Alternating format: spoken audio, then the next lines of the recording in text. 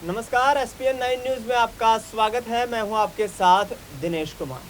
हरियाणा का राजनीतिक समीकरण भारतीय जनता पार्टी और कांग्रेस पार्टी ने साधने का पूरा अपना मास्टर प्लान तैयार कर लिया है। बीजेपी ने अपनी पहली सूची जारी की, जिसमें 67 प्रत्याशियों के नाम शामिल थे। लेकिन इसके साथ साथ आपको बता दें कि हरियाणा में भारतीय जनता पार्टी की पहली सूची जारी होने के बाद ही लगातार विरोध का यहाँ पर जो है फूट देखने को मिली, विरोध प्रदर्शन देखने को मिला।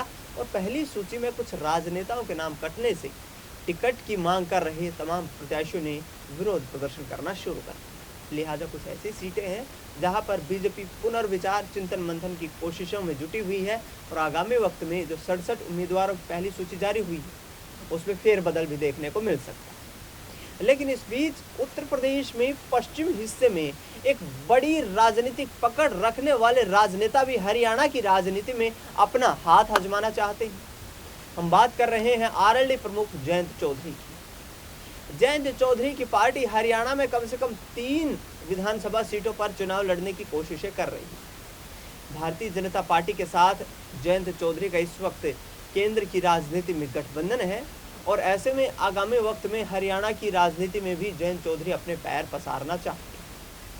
लिहाजा पिछले कुछ दिनों पहले उनकी मुलाकात आईएनएलडी के राष्ट्रीय महासचिव अभय सिंह चौटाला के साथ हुई थी, लेकिन अभय चौटाला ने बीएसपी के साथ गठबंधन करके आरएलडी से गठबंधन करने के तमाम प्रयासों पर यहाँ पर विराम लगा दिया।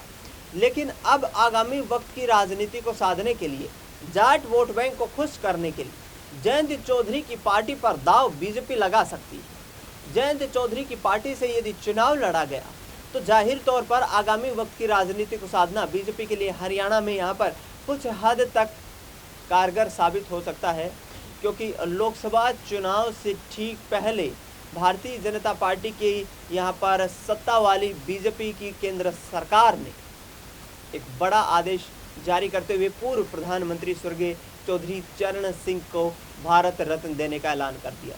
उसके बाद जयंत चौधरी ने एनडीए गठबंधन में जाने का फैसला कर लिया और लोकसभा चुनाव में भी हमने देखा कि जिस तरीके से जयंत चौधरी ने यहाँ पर जो अपना समर्थन दिया भारतीय जनता पार्टी को, उन्हें 2 लोकसभा सीटों पर चुनाव लड़वाया गया, जिसमें उत्तर प्रदेश की बिजनौर और बागपत सीट शामिल थी और दोनों ही सीटों पर जयंत चौधरी की पार्टी को जीत नसीब हुई।